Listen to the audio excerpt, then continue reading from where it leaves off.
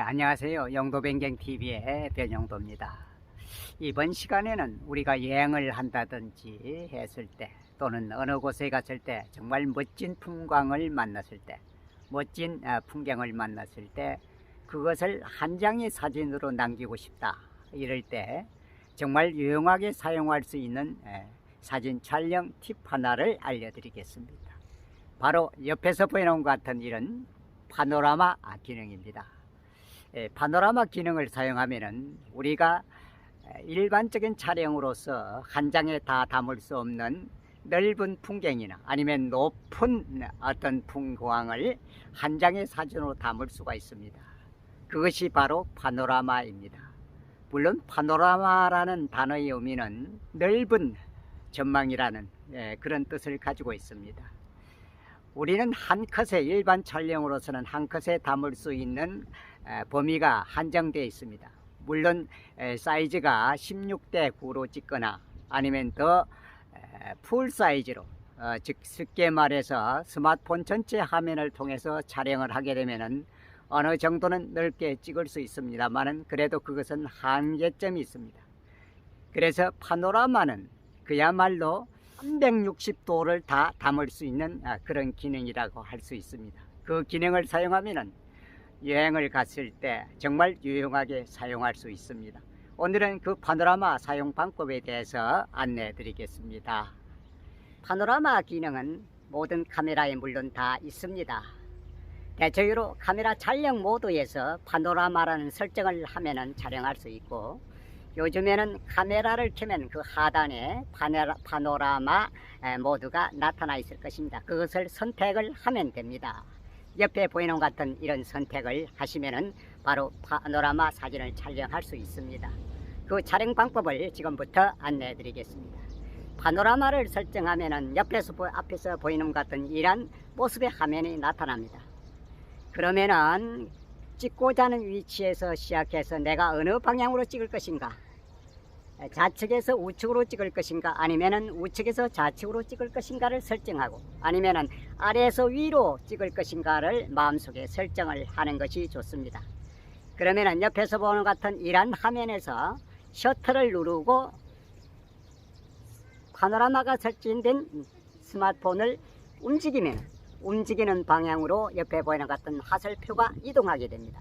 그러면 그 화살표를 따라서 천천히 그리고 가운데 검정색의 툴이 아래 위로 상하로 움직이지 않도록 일정한 선에서 카메라를 이동시켜주고, 마지막 장면에서 다시 셔터를 터치하면 파노라마 사진이 완성되는 것입니다. 어렵지 않습니다. 이것은 사진 촬영이지만은 동영상 촬영과 같습니다. 시작점에서 셔터를 누른 후에 다시 마지막 끝나는 지점에서 다시 셔터를 눌러줘야 합니다. 그러면은 한 장의 파노라마 사진이 완성되는 것입니다. 파노라마 촬영은 잡으신 상태에서 어느 방향으로 일정 방향으로 움직이시면은 이 움직이는 것이 보다 천천히 움직여야 상이 제대로 잡히게 됩니다. 빨리 움직이시면은 흔들리게 되는, 화면이 흐리게 되는, 화면이 흔들린 모습처럼 나타나게 될 것입니다. 그래서 일정한 선에서 일정한 방향으로 천천히 움직여 주시는 것이 하나의 포인트라고 하겠습니다. 좌측에서 시작해서 우측으로 움직여 똑같이 이렇게 방향을 따라 움직이면 됩니다. 그리고 마지막 끝나는 지점에서 다시 셔터를 누르면 한 장의 파노라마 사진이 완성되는 것입니다. 그러면 지금부터 이러한 파노라마 기능을 우리는 대체로 알고 있는 것이 좌에서 우로 이렇게 찍는다, 아니면 우측에서 좌로 이렇게 찍는다고만 알고 있는 것이 대부분의 우리들의 상식입니다. 파노라마는 좌측에서 우로 길게 360도까지 우리가 찍을 수 있죠. 360도까지. 그러나 이것만은 있는 것이 아닙니다. 이러한 기법 자체를 잘 응용하면 정말 멋들어진 사진을 촬영할 수 있습니다. 오늘은 그 응용 방법에 대해서 말씀을 드리고자 합니다. 첫 번째 응용은 우리가 일반적으로 파노라마는 좌에서 우로 이렇게 움직이는 사진, 또는 우측에서 좌측으로 움직이는 이러한 옆으로의 사진을 주로 찍었습니다만, 이제는 똑같은 형태의 이렇게 스마트폰 카메라를 가로형으로 잡고 아래에서부터 위로 이렇게 찍어 올라가는 촬영을 하게 되면은 촬영된 장면이 넓고도 높은 아주 웅장한 그런 사진을 만들 수 있습니다. 아니면 또 위에서부터 시작해서 아래로 이렇게 촬영을 하게 됩니다. 물론 셔터를 누르고 위쪽으로 움직이면은 화면에, 스마트폰 카메라 화면에 화살표가 위로 향하게 될 것입니다. 그리고 천천히 움직여서 다시 마지막까지 갔을 때, 내가 찍고자 하는 마지막에 갔을 때 셔터를 누르면 완성이 되는 것입니다.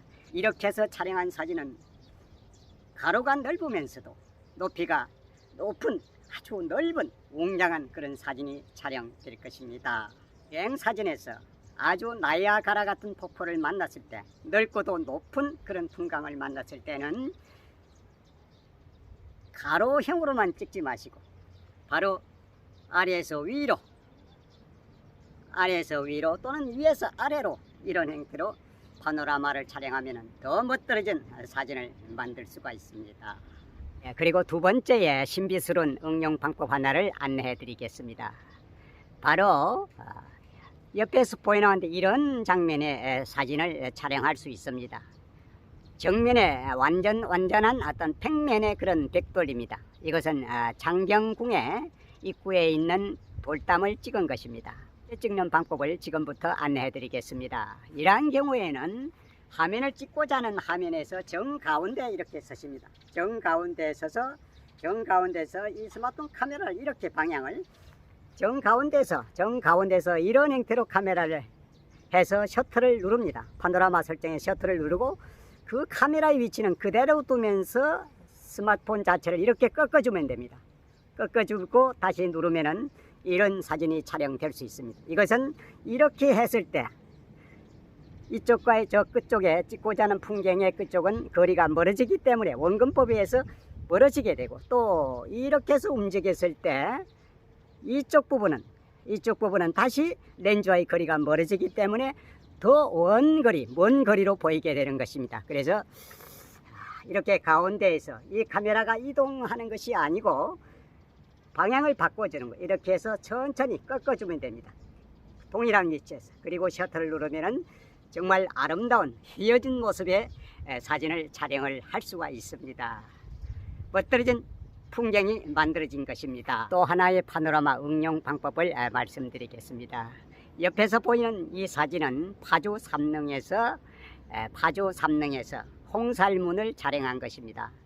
홍살문 자체가 어떻게 보입니까? 이렇게 휘어진 홍살문은 실제는 없습니다. 그러나 파노라마 기법을 이용해서 이 홍살문 자체가 능을 행해서 절을 하는 것 같이 휘어지게 만드는 그런 기법이 바로 파노라마 기법의 응용입니다.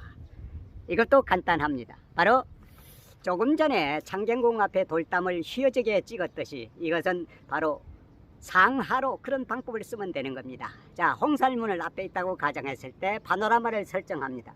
파노라마를 설정해서 셔터를 누른 상태에서 위로 올리면 되겠죠. 위로 올리다가 어느 일정선에 왔을 때 카메라를 움직이지 않고 그 상태에서 촬영자 앞으로 이렇게 꺾어주면 됩니다. 꺾어준 상태에서 천천히 꺾어주고 셔터를 누르면은 옆에서 보이는 같은 이런 홍살문의 모습이 나타나게 되는 것입니다. 파노라마 기법을 응용하면 정말 재미있는 사진을 촬영할 수 있을 것입니다. 여행 중에 또는 일반적인 상황에서 어떤 재미있는 풍경을 만났을 때 파노라마 기법을 사용하면 넓고도 높은 장면을 한 장의 컷으로 남길 수 있는 좋은 방법이 되겠습니다. 또 하나 응용 방법은 정말 멋들어진 사진을, 신비스러운 사진을 만들 수가 있는 것입니다. 바로 옆에 보이는 같은 이런 사진을 파노라마 기법으로 만들 수가 있습니다. 옆에 보이는 이 사진은 제주도 마라도에서 직접 촬영한 사진입니다. 사진의 모습이 이상하지 않으세요? 한 장의 컷에 똑같은 인물이 양쪽에 배치되어 있음을 볼 수 있습니다. 이것은 포토샵을 이용한 합성 사진이 아닙니다. 바로 파노라마를 이용한 촬영 방법입니다. 이 방법도 어렵지 않습니다. 자, 찍고자 하는 풍경을 가로에서 세로까지 어느 선을 마음속에 정하고 처음에 촬영하기 직전에 그 같은 인물을 왼쪽에 서게 합니다. 왼쪽에 서게 하고 촬영자는 계속 움직이니까 좀 지나면은 카메라가 이동해서 그 촬영자는 벗어나게 됩니다. 그때 그 그 인물을 촬영자가 아닌 그 모델을 촬영자의 뒤쪽으로 보이지 않는 곳으로 해서 오른쪽 끝에가 서 있게 하면 되는 것입니다. 그대로 촬영자는 계속해서 촬영을 하게 됩니다. 그러면은 처음에 있었던 곳, 그리고 그 다음에 장면이 찍히고 그 마지막 부분에서 다시 서 있는 그 모습이 그대로 촬영되게 되는 것입니다. 그 장면을 지났을 때 셔터를 누르면은 그러한 파노라마 사진이 완성되는 것입니다. 그래서 파노라마라는 기능 자체는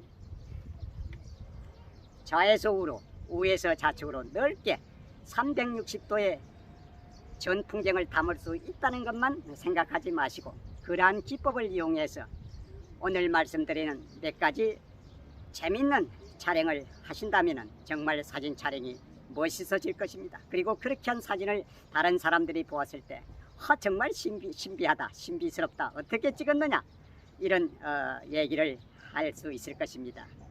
그런 때 사진 촬영하는 재미가 더 붙게 될 것입니다. 파노라마 사진, 그냥 일상적으로 좌에서 우로, 우에서 좌로 찍는다는 그런 생각만을 가지지 마시고 파노라마라는 기능의 기본에 충실하고 그것을 응용해 나간다면 정말 멋진 사진을 더 촬영할 수 있을 것입니다. 지금까지 영도변경TV의 변영도였습니다. 대단히 감사합니다.